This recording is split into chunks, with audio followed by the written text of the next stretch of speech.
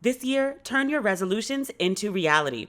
Whether you're looking to try plant-based eating, build an empowered body, boost your skin's glow, or simply feel your very best, Sakara makes it easy to create rituals that last.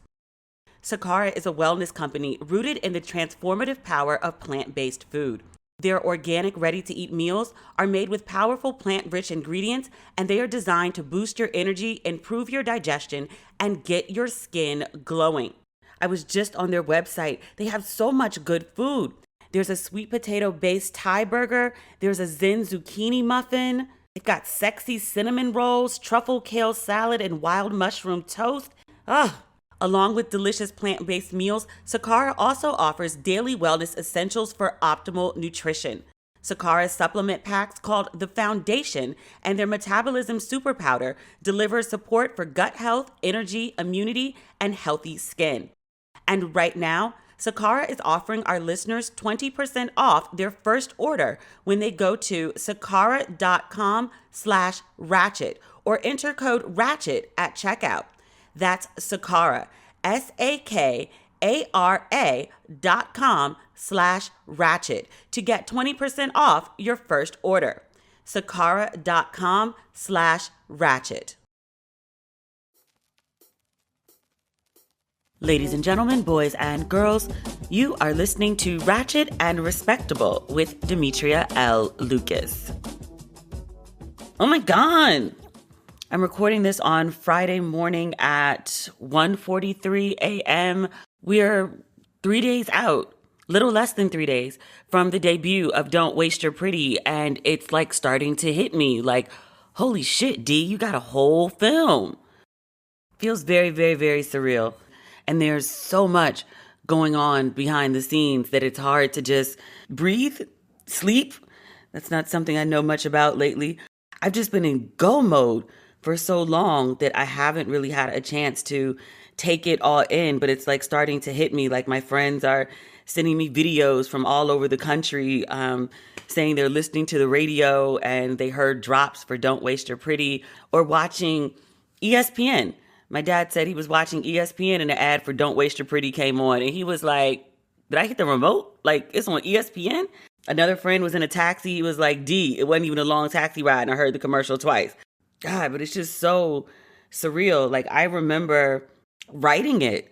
I wrote it at my kitchen table, which was a gift of sorts. Grandfather had passed away right when I moved into that apartment, and my mom gave me some of it, and she said, well, you know, get something nice for yourself, something you need that your grandfather would want you to have.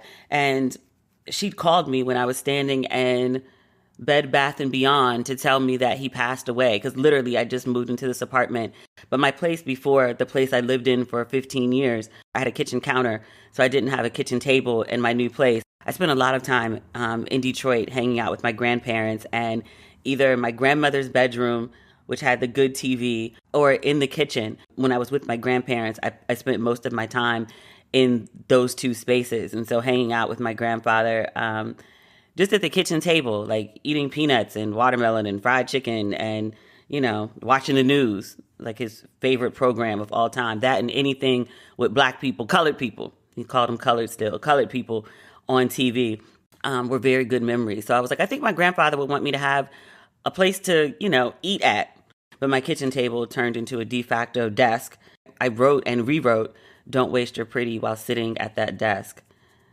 I don't have many regrets in life. One that I do have, I left most of my furniture because I left New York very abruptly. I didn't take that table or the chairs with me. But yeah, like it just seems very surreal. I got this amazing video from my friend Sabrina in Houston.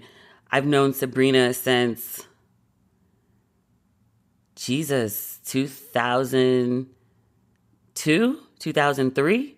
But Sabrina sent me this amazing video. She heard a Don't Waste Your Pretty drop on the radio and just like completely freaked out and was like, oh my God, that's my friend, that's my friend. So the word is getting out.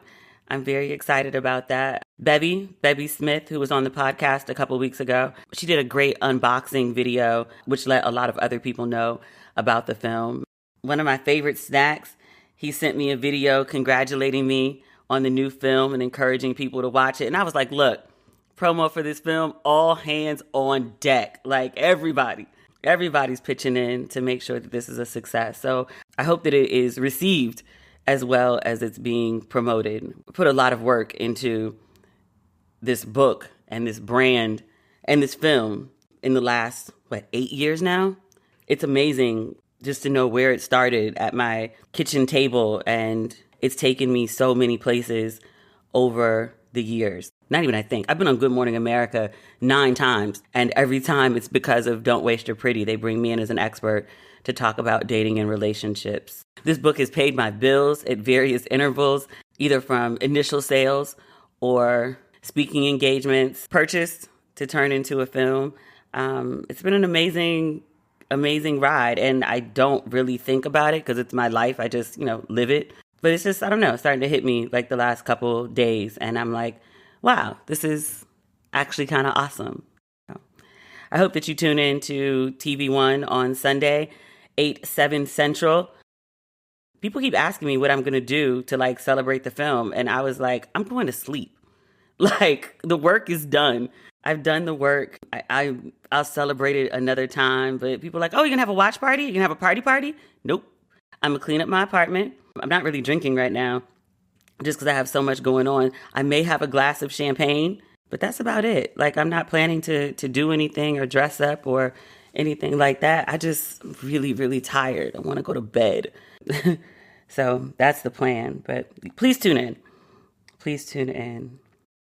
It's been a very good week for some people. Shout out to Ruth Carter, who is on the Hollywood Walk of Fame. I swear this woman is a testament to just keep living.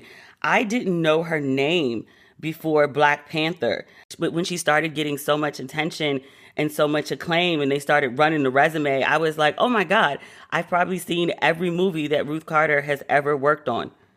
I mean, even dating back to school days. I was like, who knew? I mean, I suppose she did and people in the industry did, but I wasn't in the industry, so I didn't know. But I'm super, super happy for her. This is much deserved and perhaps much overdue, to be quite honest. But I'm glad that she's getting her shine now. She also has a great exhibit right now. I think it's just the costumes for Black Panther, but don't quote me on that. But she has a great exhibit going on right now at the Scott Fashion Museum in Atlanta. I totally want to see it. Hopefully I'll get a chance to get to Atlanta before the exhibition is gone. I would love to just fly down there, but I kind of feel like gallivanting during a pandemic, unvaccinated at that, might not be the best idea. The other times I've been in Atlanta recently were, shooting Don't Waste Your Pretty and then shooting the Pantene ad. And the last time I was there, I totally pigged out. I keep thinking about the food at Poor Calvin's. Me and a couple of my friends went and we just got everything on the whole damn menu, plus the lychee martini. I wasn't driving, so I kind of got fucked up. That is some of the best food I have ever had in my life. It was the chef's special salmon and the egg rolls and the mac and cheese. I felt like I was going to throw up when I left. And I was like, oh my God, do I have an eating disorder? What the fuck? So good. I would give anything for Poor Calvin's right now. If anyone is headed to LA from Atlanta, I will pay you to pick up Poor Calvin's for me. Bring me Poor Calvin's. I love that place. Bobby Shmurda is having a good week. He's fresh out of prison after a 6.5-year bid. Is it weird that I'm uber excited about Bobby Shmurda getting out of prison? I was so happy. I did not realize it had been that long. If you asked me when Bobby Shmurda got locked up, I would have said 3, maybe 4 years ago, tops. You never could have convinced me that he's been locked up since 2014. That song feels like yesterday. I still think of him every time somebody says about a week ago. And I also didn't realize how young he was. I knew he was young, but he's 26 now after being locked up for 6 years. I was like, oh my God, he was a baby when he went to jail. GQ caught up with him on his first day out and they did an extensive interview. He looks like himself, but he looks like himself, plus 50 pounds of muscle. He's huge, totally swole. And I was like, oh, the little skinny kid that threw his hat up in the air. We were all like, what happened to the hat, bruh? Man size now. I was like, holy shit. They also mentioned he had a brace on his hand, some like bandaging of some sort. And the GQ writer asked, like, what's that about? And he was like, you know what it's about. I was in jail. So, he alludes to mistreatment or fighting or something, but thank God he's out. Some interesting revelations in this GQ article. Bobby talks about how he had a lot of time to think while he was in prison, and he decided when he would get out, he would take music seriously. He would take his life and his career seriously. And so the writer asked him, and he was like, you didn't take it seriously like before you went in? And he was like, nah. And he was like, I didn't want to shoot that video. He was like, they had to bribe me to shoot it. I made them buy me an outfit. And I was like, are you serious? And he was like, well, if you didn't take it seriously, like, what were you in it for? And he was like, money and bitches, which is a very 19-year-old male response. But he says he's going to take it seriously now. And he also talks about this conversation he had with Meek Mill. He said he was in prison and he was doing all right. He had been to, not necessarily jail, but he'd been in juvenile detention before he got locked up on the charges that he went to jail for. And so he was like, I was familiar with jail. It wasn't, the end of life or whatever. You make it, jail is jail. You make it what it is. But he said he got this letter from like a 6-year-old girl who said he was her favorite rapper. And he was like, I read the letter and he was like, I just felt shame, really. Like, I'm somebody's favorite rapper and I'm locked up in prison. Like, someone looks up to me as a role model and I'm locked up. So he said he wanted to do better. So I hope that he does. I really enjoyed his music, so I hope he makes dope shit this time around too. Tiger Woods, unfortunately, is not having a good week. I mean, depending on how you look at it. He was in a horrific car accident earlier this week, but he will live. I was very triggered by the CNN coverage of that accident. They kept showing the mangled car. Like, I'm shocked that he survived that accident, but it totally gave me Kobe vibes. I was just rethinking that feeling that I had when I first heard about Kobe Bryant's helicopter, and then, all the speculation of who was on board, and then the final confirmation that he was with his daughter, and, just how terrible that whole thing was. I don't think Tiger Woods is as nearly as beloved as Kobe Bryant was. I think he's respected as an athlete, but I think he's had a few too many scandals, not just like a one and done. But nobody wants Tiger Woods to die. He's weird with all that cobbling Asian shit, but nobody wants anything bad to happen to him. Not like death, like trip and fall maybe, but like not death. Jesus. But he's going to live. That's the important part. He had several surgeries on the day of the accident. I read they put all sorts of rods. I think his ankle was shattered or something. His femur, there's a rod. They were doing some other stuff. So the first thing I thought, and I was like, is this like a Teddy P situation? Is he going to be able to walk again? Hopefully so. CNN was so weird. I guess Tiger Woods had done an interview recently, and he was talking about competing in whatever the next big golf tournament was. And CNN was like, there's speculation about whether he'll be able to compete. And I was like, whether he'll be able to compete? I was like, the man has a rod in his femur. He ain't walking no time soon. He ain't playing golf. I know that much. Did you see that car? I still haven't watched that Tiger Woods documentary. Like, I've been so swamped for so long. Oh my God. But I do want to watch it. It's a 2-part documentary. It's been compared to the Michael Jordan documentary. Critics gave it good reviews, but what made me really want to watch it was a bunch of my friends saw it, and the overall conclusion was kind of like, yeah, Tiger never stood a chance. He was going to be fucked up from get-go. But I never got to the answer of like, why? I imagine it has something to do with his father. In the reviews that I read, a couple of them compared his father to Joe Jackson, which is never a compliment. I really got to find time to watch that. I really do want to see that documentary. Now, I'm not the biggest Tiger Woods fan, but I'm just interested in like what makes people tick. And also like that drive that people have to like become the best at what they do. I'm interested in that. In other TV news, my favorite shows are back. Last episode, we talked about how I was anticipating Snowfall.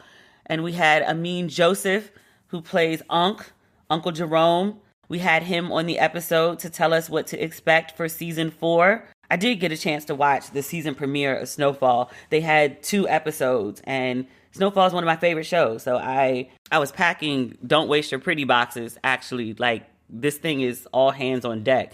So when I was up packing one night, I put the episode on to watch it. When Ankh was on the show, he made a couple really good points and things that I knew in the back of my head, but like hadn't really like processed like in the frontal lobe. And he was like, this show is a tragedy. We're talking about crack dealers in the 80s in LA. Like, this story doesn't end well. It just doesn't. He was like, we're watching a tragedy. It's just a matter of like how it plays out. And I was like, well, when you put it like that, and I was very disturbed that he wouldn't answer my question about whether he survived season 4. And I was like, yo, stop playing with me. But I was thinking about the show when I was watching it. I had like really bad anxiety watching this show. And I was like, I'm really way too tied in to these characters. But I was thinking the best case scenario for Franklin Saint is that he gets locked up. And even in his best case scenario, he ends up locked up for, 16 years? The character that Franklin Saint is based on, Freeway Ricky Ross, he got locked up for 20 years and served 17. And I was thinking the other day, too, I was reading something about Rayful Edmonds. That was, I guess, the Franklin Saint of D.C. in the 80s. He's one of D.C.'s best-known drug dealers.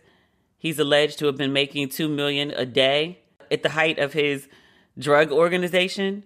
His sentence was recently reduced. He was sentenced in 1989 to life in prison. So he's been in there for, 31 years? He's 55 now. He's been locked up since he was, 25? But that's how he survived the game, is he got locked up. If he stayed on the streets, he probably would have been killed while still in his 20s. So I was like, yeah, so best case scenario for our dear Franklin State is jail. Jesus. Somehow, though, I don't think that's going to be Franklin's end.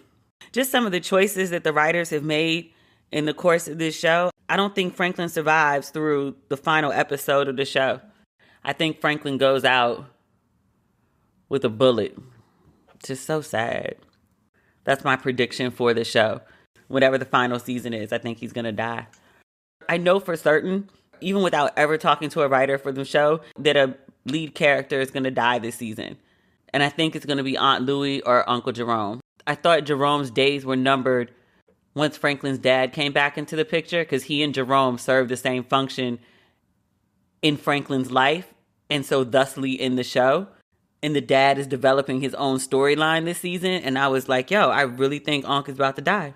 And I'm very, very upset about it already. But I definitely think there's going to be a major character death. If nothing else, like, the show is so violent now. I don't know how far we've skipped ahead. It's only been a couple months, tops. But it's like so dark now. We've got the emergence of the Crips and the Bloods. I don't think they're calling themselves that yet. But in the finale of season 3, and Amin talked about this scene as one of his favorites, but it's like when you see Man Boy, he has on blue, and when you see, what's the other guy's name? The crazy dude. But when you see the crazy dude, he and all his friends have on red. Like, I caught that when I first watched it, and I was like, oh, here we go. And there's a really weird, not weird, smart, I guess is probably the better word. There's a familial tie between the show version of the leader of the Crips and the leader of the Bloods. Man Boy's sister has a kid by the crazy dude. That's how Franklin, or at least Lee, initially meets the crazy dude. Because Man Boy has the connect. And he and Lee go to crazy dude's house. They're having full out warfare on the streets of their city. They're not just attacking their community. They're literally attacking family. Like, Man Boy is trying to kill his nephew's father. And the crazy dude is trying to kill his baby mama's brother. Or his child's uncle. Because Man Boy is both. Like, that's crazy.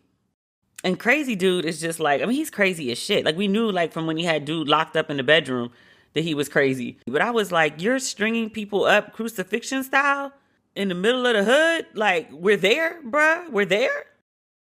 And we get an update on Melly. I won't tell you what's going on with Melly just in case you haven't watched the show. I don't want to do complete spoilers, but Melly now is almost as disturbing as Melly smoking crack. The stuff she was saying, I was like, girl, they've brainwashed you. But it's setting up to be a good season. Amin promised that it was going to be bigger and wilder and crazier. And so far, what I've seen confirms what he said. So I can't wait to get into this season. Also, if you're from FX, can I get screeners? Because I talked about Bigger from BET from last week, and I literally just talked about it because I love the show. Like, I thought it was a fun show. I took a whole day off, and one of the ways that I spent that day off was like binging Bigger. I also reached out to the showrunner and was like, yo, sis, I think you're dope. But I got a note from BET earlier today, and they were like, sis, can we send you things? And I was like, yes, please.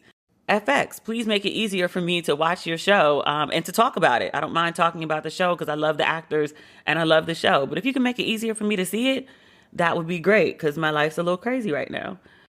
Speaking of people who want me to talk about their show, Queen Sugar, they go back and forth every season on who they decide to send screeners to, whether they're sending screeners at all.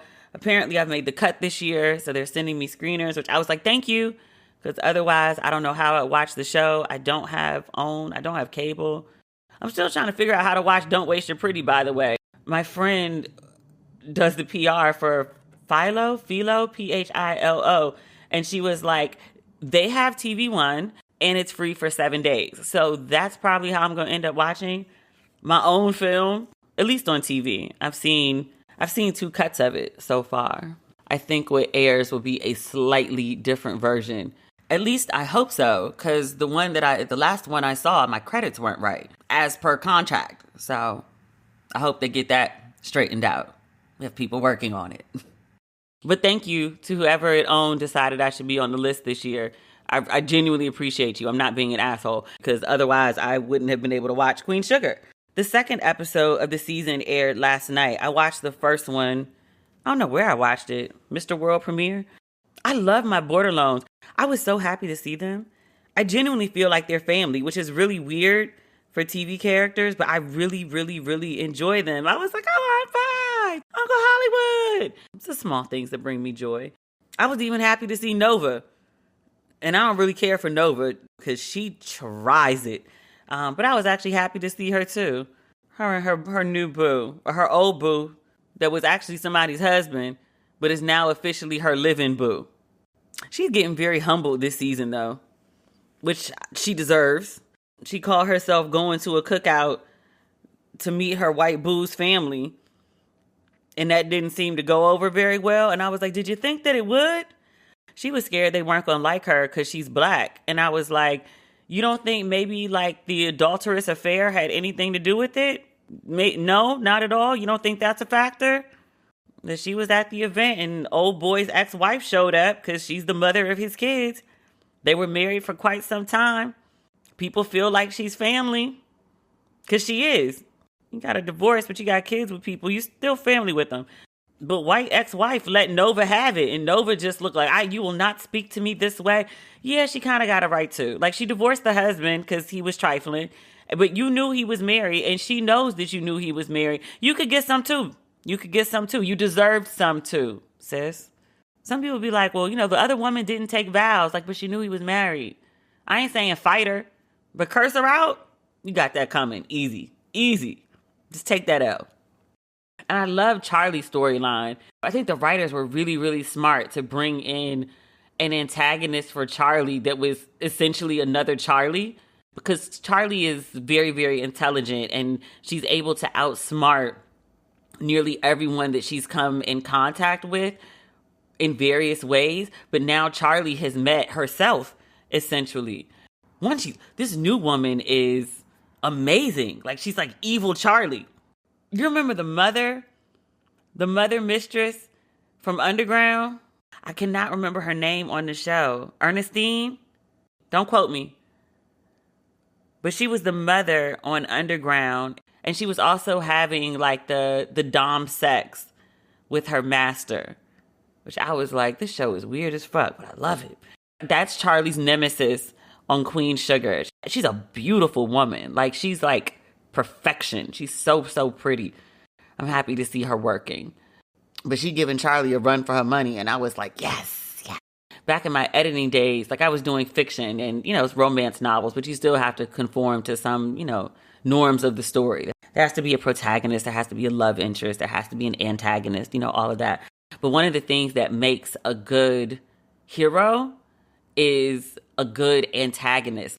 A hero is only as heroic as the adversity that he or she overcomes.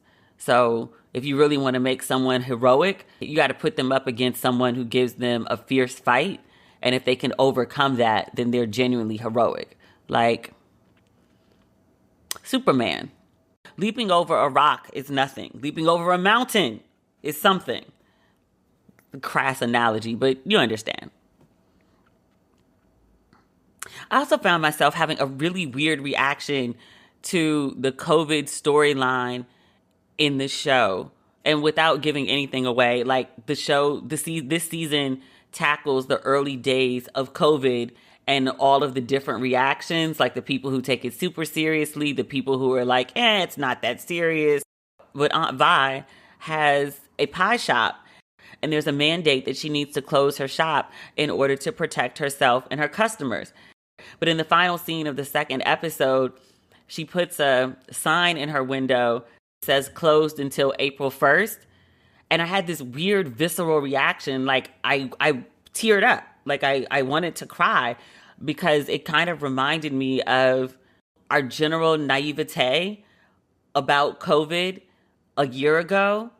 And it was like, okay, like these major cities are going to shut down for 2 weeks, and then everything will be fine because our government will figure it out and our leaders will take care of us and everything's going to be fine. It's going to be under control. And then here we are a year later with 500,000 people dead from COVID, and some places are still like in various forms of lockdown. I mean, like Atlanta's wide open, but like here in LA, like we still can't eat indoors. There are no concerts. There's no clubs. There's no gyms. The malls are still empty. We're all still walking around in masks. There's a vaccine. Like there's hope is on the way, as our new POTUS likes to say. But it ain't here yet. It's not officially here yet. Like, I mean, some people have been double vaccinated, but the vast majority of us, it's not happening until June, July, August. But just seeing Vi put the sign on the door and, we're just going to wait this out for 2 weeks and it'll be fine. Like, really, it won't. And especially as like she's technically not a restaurant owner. I guess she's a bakery. But I think about like even just like my block in LA. Like I moved to DTLA, which has like, all the cute restaurants and all the things to do. Like, it's city-ish of a city that's very suburban. But everything in DTLA is like very condensed. Almost like cities on the East Coast, which is why I moved down here, because living in the suburbs, it was cute. I liked my place. I loved my view. My neighbors were noisy as shit. And just living in the suburbs, it was one thing when I was crashing with my parents, but I was like, to live by choice on my own in the burbs, I was like, I need a little more oomph. I need to hear a siren and somebody yelling, fuck you, every once in a while, just to like, feel at home. Clearly lived in Brooklyn too long. But just on my block, like, and we'll go to the other side of the street because I have like a strip of restaurants, or what were restaurants and eateries. Like I'd say of like the 8 of them, 5 are closed. There are 2 restaurants attached to my building. One of them was closed when I moved in. It never did open. They just took the sign down one day. And another one, they did the best that they could. And then one day I walked by and it was just boarded up. And I was like, oh, is it boarded up because of the protest? Because the board stayed up they took them down after the summer protest. Oh, but they went up around the election because they thought people were going to get crazy then. And they stayed up through the inauguration. They took the boards down after. Some places, their boards never came down. And that's how you realize like they're closed. But watching people deal with the early days of the pandemic and just not knowing what's what is triggering. I feel like all of us, and by all of us, I mean like the whole damn world, like some PTSD intervention, professional help, something, because we're all scarred by this in some way. Like, how could you not be? This year, I'm refocusing on what it means to take care of myself, and it couldn't be easier than with Daily Harvest. They've been the one thing that makes me feel better about myself, my day, and my life. It's hard to choose my favorite meal from Daily Harvest, but it's probably one of the Harvest Bowls, the sweet potato and wild rice hash. My favorite thing, I don't have to do anything to it. Just warm it up and it's good to go. Daily Harvest delivers delicious food, all built on organic fruits and vegetables, right to your door. It takes literally minutes to prepare, and I never have to think twice if the food I'm eating is good for me. With Daily Harvest, there's something for any time of day. Smoothies for breakfast, crisp flatbreads for lunch or dinner, and food that's perfect for cooler weather, like their perfectly roasted harvest bowls and soups. Yum. With Daily Harvest, I'm enjoying undeniably delicious clean food without any of the prep. And whether you're looking to have your daily dose of fruits and veggies or just want to have a little more time back on your hands, you can too. Get started today. Go to dailyharvest.com and enter promo code RESPECTABLE to get $25 off your first box. That's promo code RESPECTABLE for $25 off your first box at dailyharvest.com. dailyharvest.com. This year, turn your resolutions into reality. Whether you're looking to try plant-based eating, build an empowered body, boost your skin's glow, or simply feel your very best, Sakara makes it easy to create rituals that last. Sakara is a wellness company rooted in the transformative power of plant-based food. Their organic, ready-to-eat meals are made with powerful plant-rich ingredients, and they are designed to boost your energy, improve your digestion, and get your skin glowing. Their menu of created chef-craft breakfasts, lunches, and dinners changes weekly, so you'll never get bored. And it's delivered fresh anywhere in the United States. I was just on their website. They have so much good food. There's a sweet potato-based Thai burger. There's a Zen zucchini muffin. They've got sexy cinnamon rolls, truffle kale salad, and wild mushroom toast. Along with delicious plant-based meals, Sakara also offers daily wellness essentials for optimal nutrition. Sakara's supplement packs called The Foundation and their Metabolism Super Powder deliver support for gut health, energy, immunity, and healthy skin. And right now, Sakara is offering our listeners 20% off their first order when they go to sakara.com/ratchet or enter code RATCHET at checkout. That's Sakara, SAKARA.com/ratchet to get 20% off your first order. Sakara.com/ratchet. I saw the new trailer for Handmaid's Tale today. I love that show. It's coming back in April. Many times throughout this Panasonic, I have thought about The Handmaid's Tale. And I specifically think about the episode when June went to DC and she encountered the other handmaids who had masks over their faces. And I remember seeing that on screen and like gasping because it was just so jarring to see. And I was like, oh my God, these women are walking around like with masks on. They're being silenced. And then, once the mask came off, you realize they had their mouths had been bolted shut. But even just before that, just seeing the women with the mask, I was like, oh my God, this is horrifying. And then now here we are. And it was like, what else is this show foreshadowing? Like, how far into Handmaid's Tale are we actually going? But I love that show. June gets on my last damn nerve. I complain about her every week, especially because her worst fear come true. This handmaiden situation is like what Black women lived for centuries in America. And no one ever points that out on the show that we probably should have said something when people thought this was okay to do to Black women because they got comfortable with the idea of doing it to them. And then they went ahead and decided to do it to white women too. We probably should have intervened.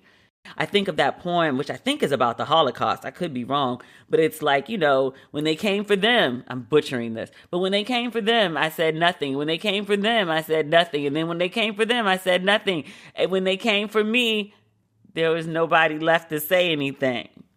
Kind of feel like that's June's story. I just wish once on this show, somebody would point out that just hey, They doing to us what they did to the black ladies. Well, how'd the black women survive? Because, they made it. How can we do what black women do?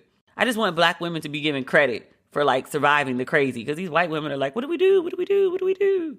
And then June is considered a badass for essentially doing, shit that black women did as a method of survival. I was like, I just want credit. Just credit black people. Just credit black women. That's all I want. That's all I want. I still haven't watched this week's Bachelor. I think I'm just over it. Like, I usually do recaps, and if I wasn't swamped with so much work, I was like, something has to give. Like, I don't get paid for those recaps, so I know they bring joy to others, but I'm swamped, so that's always going to be the first thing that gets cut. I think because of all the off-camera drama going on with the show right now, with like the racism and, it's pretty much confirmed that he picked like the white racist chick as his future wife. And I was like, I don't really want to watch that shit. And then there's just all this muck with like the host and, all that stuff. I'm like, yeah, I'm good. I really don't care.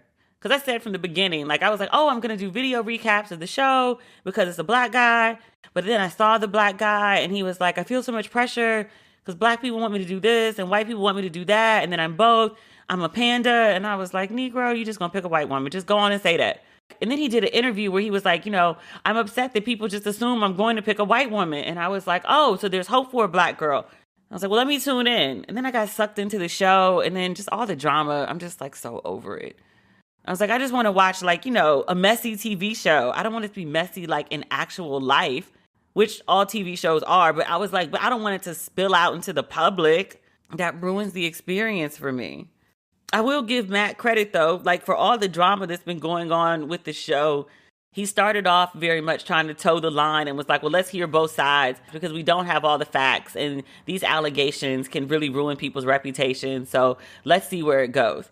And then after the Chris thing, he came out and was like, I stand with Rachel Lindsay, who was the black bachelorette who was interviewing Chris Harrison. So the interview that got him put on punishment from The Bachelor.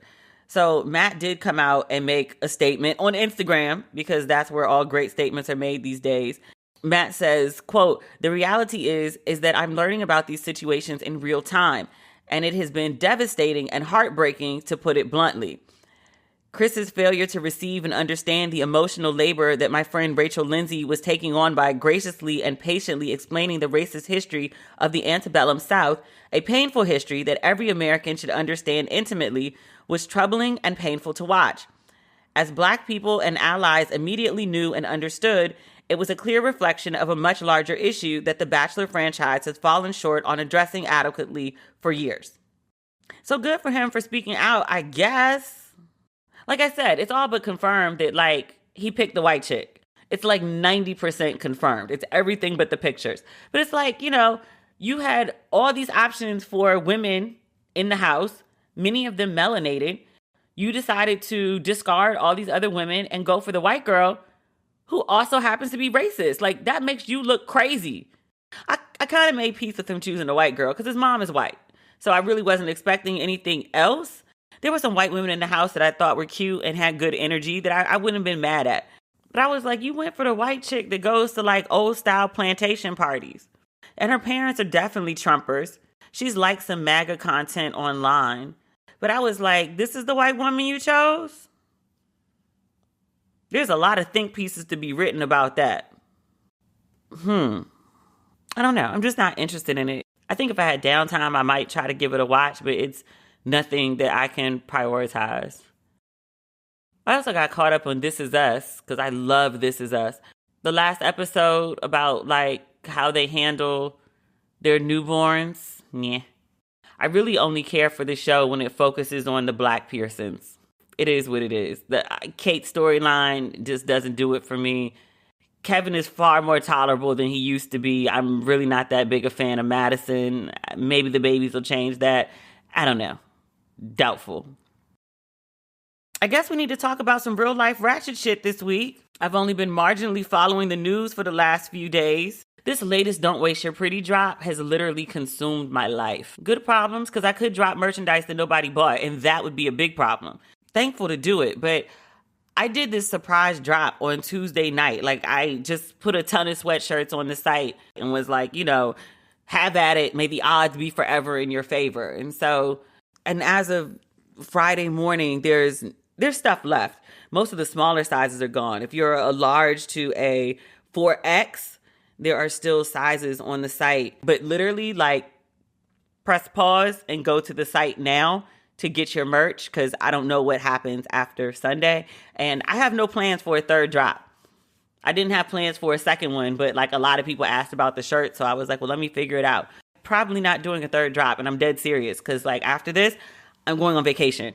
I don't know where I'm going. I may just lay in this house and stand out on my balcony to get sun. But like, I'm not thinking about work. I'm not doing any work. I'm just going to like lay and sleep. I'll leave that other part out and Grubhub my life. I'm not cooking. I just need like a breather from life. That said, the little bit of news that I did catch, mofos are going crazy. Remember that QAnon chick, the Marjorie Taylor Greene? She was elected to Congress from someplace like an hour outside Atlanta. This woman's batshit crazy. And I know I keep using that term to refer to her, but it's the most accurate one that I can think of. What does she do? How do I explain this? Another Congresswoman, Marie Newman. I'm looking at NBC right now. Congressman Marie Newman has a transgender child. She works in the office across the hall from Marjorie Taylor Greene's office. Marjorie Taylor Greene tried to block the Equality Act, which supports LGBTQ rights. Marjorie Taylor Greene, she believes prohibiting discrimination against trans Americans is disgusting, immoral, and evil. So prohibiting discrimination is disgusting, immoral, and evil. I had to read that like 3 times. I was like, I'm sorry, what? She doesn't want to prohibit discrimination? Stopping the discrimination is evil. Like, the discrimination is fine, but stopping it is disgusting, evil, and immoral. So Representative Newman, who has a transgender child, she placed a transgender flag outside of her office so that every time Marjorie Taylor Greene came out, she would see the transgender flag. Greene responded by tweeting a video of herself where she's putting up a large sign across from Marie Newman's office that reads, "There are 2 genders, male and female. Trust the science." I said this before. Congress needs HR. They for real need like an HR office where they can go to with complaints. The stuff that they're doing to each other, like setting each other up to get killed, stuff like that. They need an HR intervention bad. There's another representative, Cori Bush. Cori Bush asked to have her offices transferred away from Marjorie Taylor Greene, basically because she was like, that bitch is crazy. She didn't say it like that, but that's what she meant. And she was like, I got to get away from her. So she moved offices. This woman is a terror amongst Congress. If I pulled this shit at my job, I would be fired. But you're a member of Congress doing this shit? Like, literally, if I got on the internet tomorrow and said, prohibiting discrimination against trans Americans is disgusting, immoral, and evil, every single one of my contracts would be pulled. My little Pantene check, bye. My little TV One situation, bye. They don't know me no more. All the networks and stuff, all the ads on this podcast, they'd be like, ooh, LGBTQ discrimination, ooh, we can't do that. We won't have that. But this woman's a member of Congress and she goes and does that shit. Like, I do not understand. Governor Cuomo is back in the news. We've talked about him before. He's dealing with the fallout from this nursing home scandal and apparently not dealing with it well. New York State Assemblyman Ron Kim, he's accused Governor Cuomo of threatening him.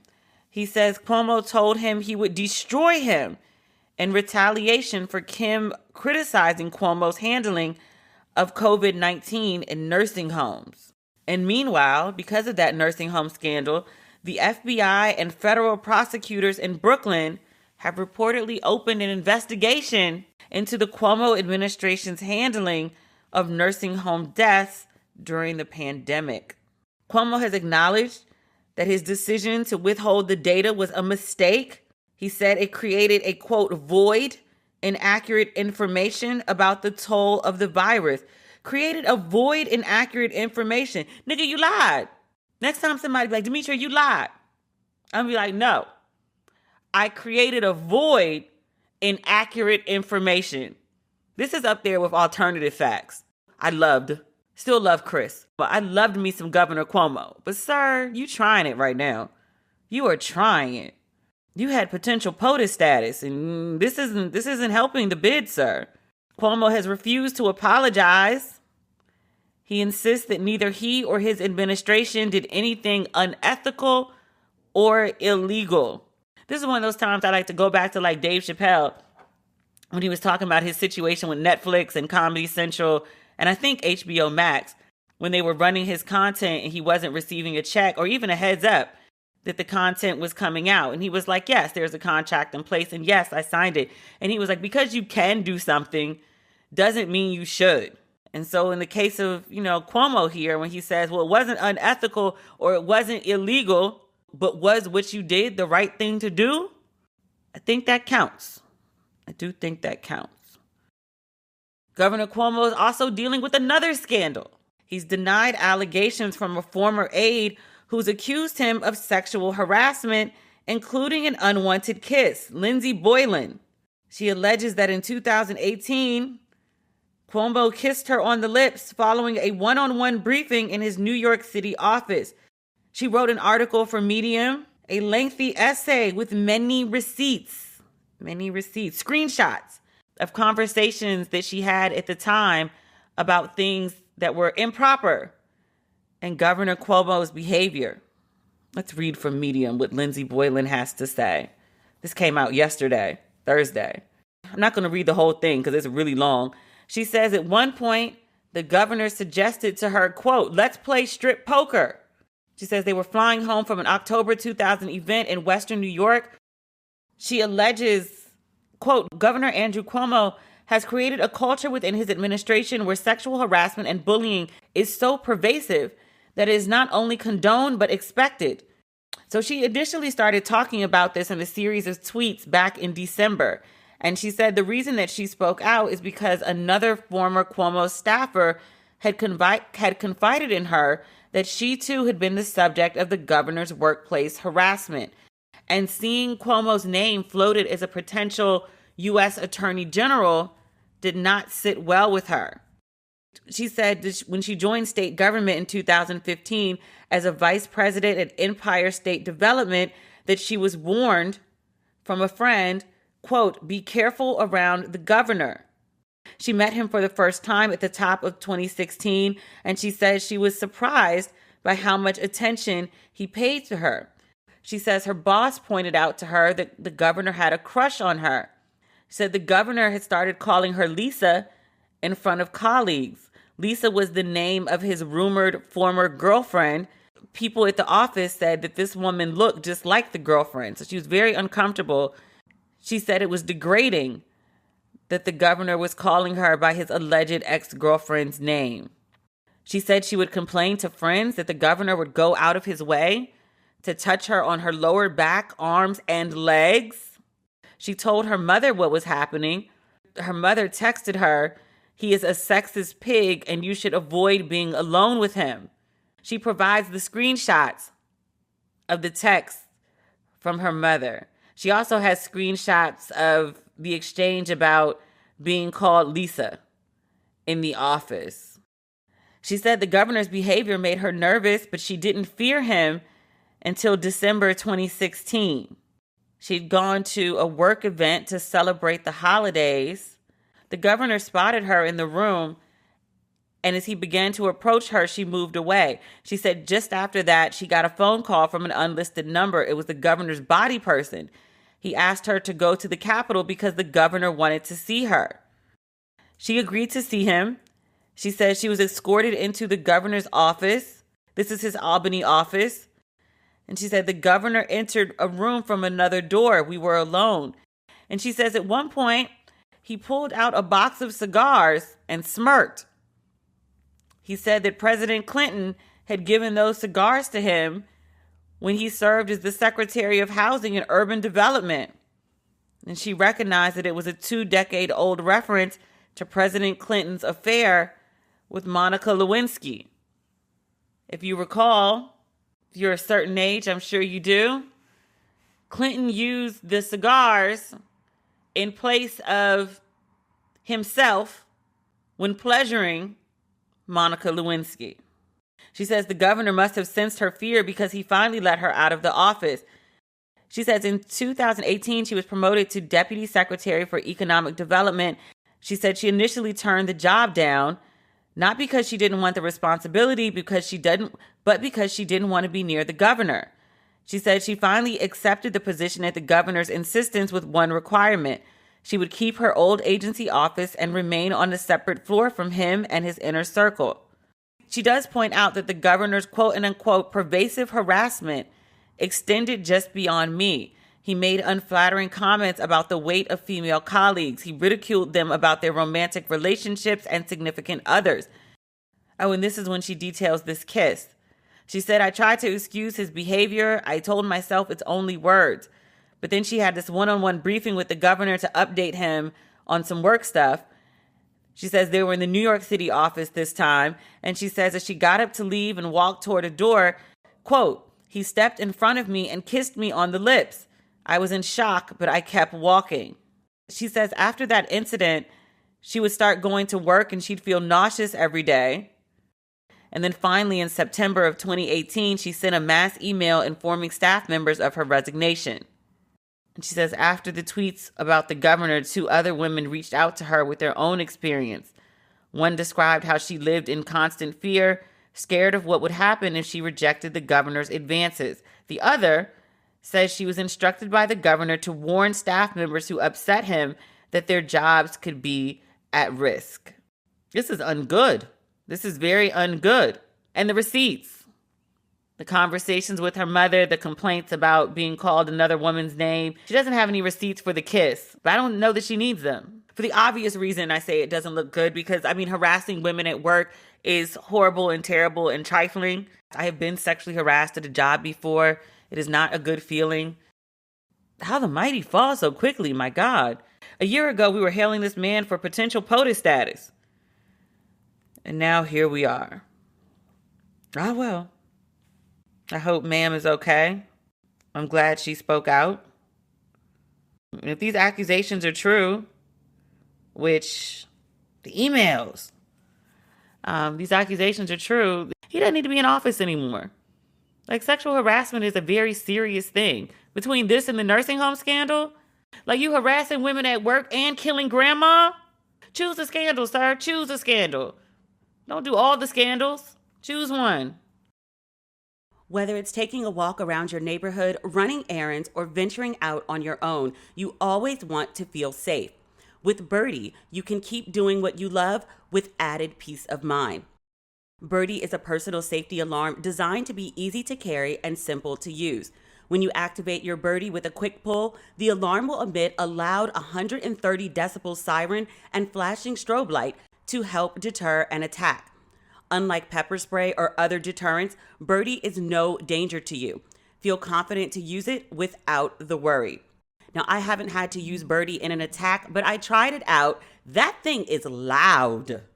Right now, She's Birdie is offering our listeners 15% off your first purchase when you go to shesbirdie.com/ratchet. Go to She's Birdie, spelled SHESBIRDIE.com/ratchet for 15% off your first purchase. That's shesbirdie.com/ratchet. Do you cringe when you see people bite into a popsicle with all their teeth? Or those who chew on ice? I do. I have sensitive teeth, always have, always will.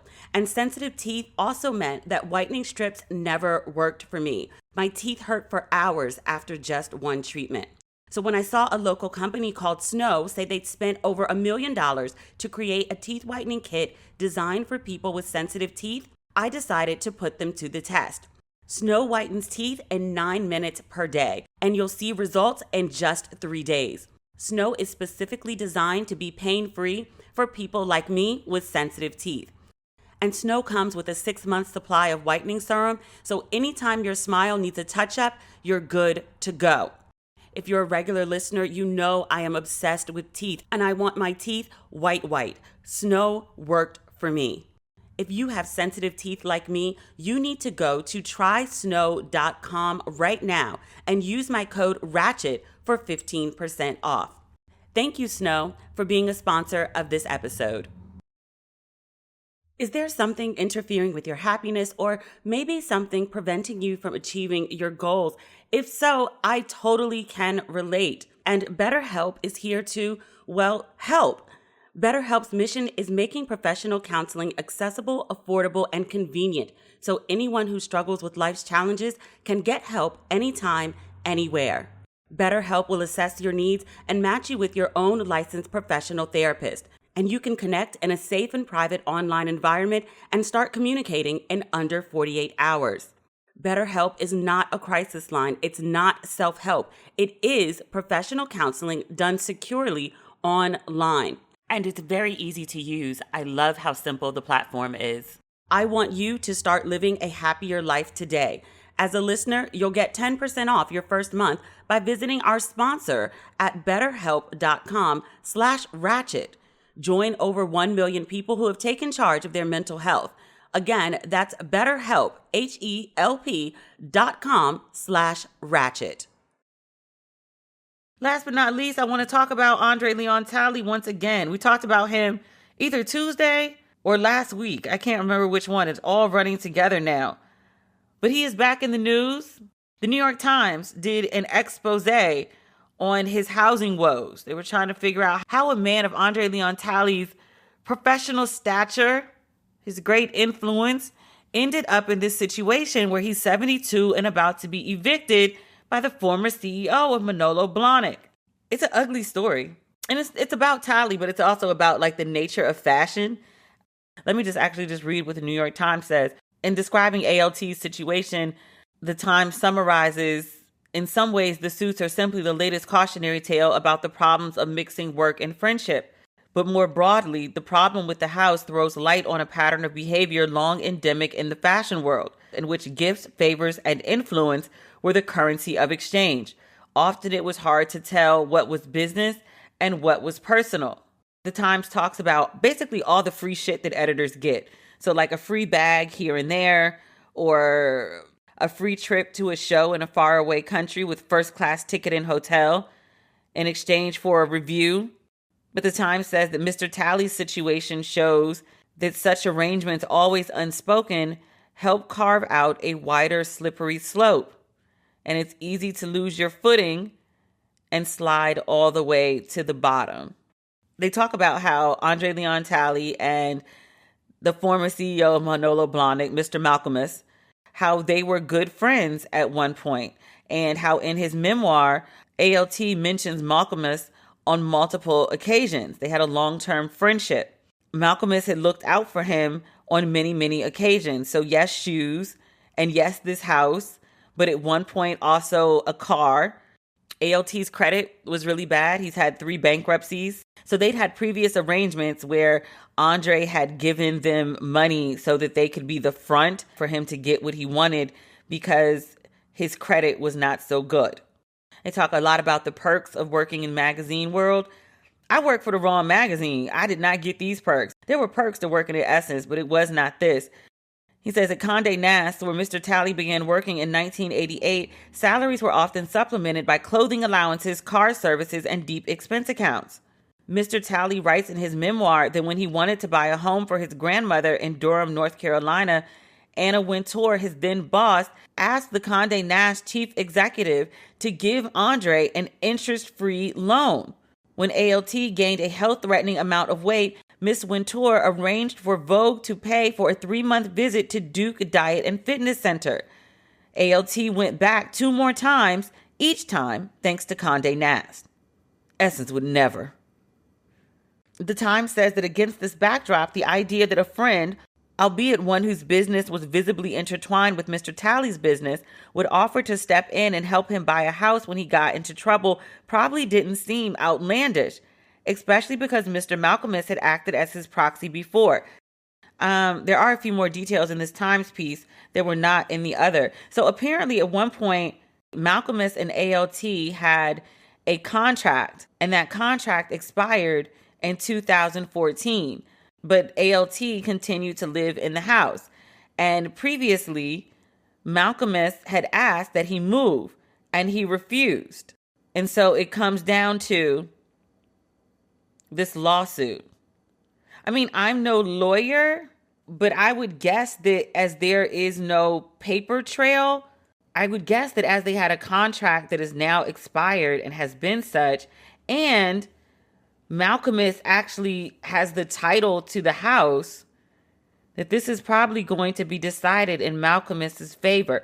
That said, New York has really interesting rental laws. Like if you live somewhere for more than 30 days, and there was a really good article recently about like the problem with like squatters' rights in New York. God, where did I read that? It was about this nightmare of a woman who moved in with these people with her daughter and her cat, and then just refused to move out. And because she was there for 30 days, there was really nothing that the family could do. And she was like hell on earth. But I wonder if that would play into Talley's situation, because technically he was a renter. So if Talley is considered a renter, then would his squatter's rights apply? I don't know. This is an interesting case. I know that much. But I'll say about the same thing that I said last week. It's very sad to hear about someone in this situation, especially a 72-year-old man. You're Andre Leon Talley. You have a personality and a brand that is larger than life. And he was like the highest ranking Black person, dare I say, male or female, in fashion. He has since fallen out with Anna Wintour. I don't know if I want to say fallen from grace, but he is no longer in the inner circle. I think this is probably part of the fallout from his separating ties or dragging, in his book, Anna Wintour. He dragged that woman. So certainly there's definitely a rift between them. And maybe folks feel the need to choose one loyalty over the other. I wouldn't be surprised at all if Anna Wintour was masterminding this whole thing. It's kind of really sad to see this Black man enter into these white circles where for so long he pretended that he was embraced and accepted. And then for this memoir, he spills all this tea about, subtle things or even blatant things that happened to him. But he remained in this circle because he felt accepted. And all along, like, they liked the job, they liked the titles, but did they really like him? Because now that he's persona non grata with Anna Wintour, all these people that he considered friends, the friends that, he was living in their home, Anna Wintour, he traveled the world with her, even though she treated him like shit in a lot of those places. But he considered these people friends. And now that he does not have the professional stature that he once did, he's finding out who is really a friend and who is not. My friend, genuine friend, we used to work at Essence together years and years ago, Zandale Blay, she wrote a piece on Andre Leon Talley, and I'd like to read it to you. She's a work in fashion at Essence, and I'm not doing credit to her title. Works in fashion is not befitting of her. She's an award-winning journalist and professor. In 2014, she was named a Fashion Innovator of the Year by Revlon and Refinery 29. In 2013, she was named Journalist of the Year by Africa Fashion International and Mercedes-Benz Fashion Week Africa. In 2012, she was named as a semifinalist for the Neiman Journalism Fellowship at Harvard University. In 2010, she was named on Ebony Magazine's inaugural Power List. She has a Master's of Arts in Fashion with a concentration in journalism from Central State Martin's College of Art and Design in London. She earned her Bachelor of Science in Broadcast Journalism from the Newhouse School of Public Communications and a Bachelor of Arts in Political Science from the Maxwell School of Citizenship and Public Affairs, both at Syracuse University. Told you she was dope. I like to celebrate my people when I can, especially when they say things like this. I'm going to read it to you. Not the whole thing, but most of it. Because sis went off. Quiet as it's kept, quote, quiet as it's kept, Some of us have had the privilege of being broke and evicted in peace and privacy because our brown nosing didn't get us a big enough seat at the table to be targeted by major press outlets. But anyway, I digress. I don't know this man, but sorry to this man. So very sorry to this man. He may have held his seat at the table with an iron grip and allegedly never helped a, quote, brother or sister out. But still, at 72, his existence in the space and persistence in that existence means Talley crawled so career tokens like me could walk. He shucked so overdressed Southern fashionistas in the industry could jive. He put on airs so all social climbers from all tribes could fly. Nah, he likely never did it for us. But darling, as muse, editor, and footstool to all the great white ladies, from Grace Marabella to Diane Vreeland to his coldest winter ever, this man did it first and best, enough to emerge as the global archetype of fashion, and did so being too fat, too black, too gauche. I hear the laughter at his demise, but I see no roses for his rise. Gag. Because today's overblown, overdressed, over-easy social media fashionistas have Andre Leon Talley to thank for their chunky styling and thin personas. These fashion royals have no bloodline, but Talley is the father. A bad father, yes. A neglectful father, yes. A father who would rather chase white women than tend to his black, brown, and mixed babies, yes. But how many of us have daddies like that in real life? Maybe it's just my trauma, but I've grown a soft spot for deadbeats with rich delusions and poor priorities. So in between our private chuckles and kikis on Leon's latest humiliation, there have been so many. It would be so human and humane to take a second to have a little respect.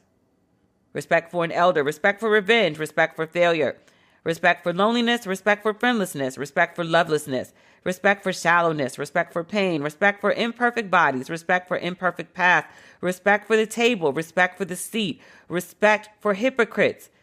Respectfully, happy Fashion Week, happy Black History Month.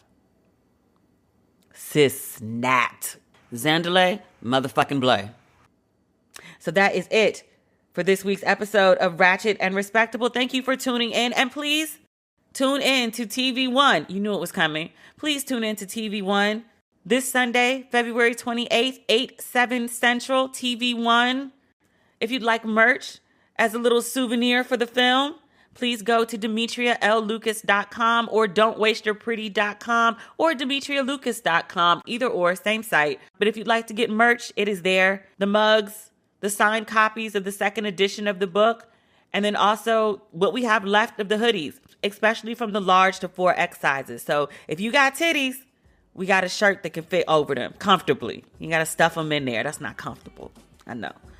Thank you, as always, for listening, and we'll talk again Tuesday, next week, next month. Yee, it's all going by so fast. Okay, that's everything. Bye.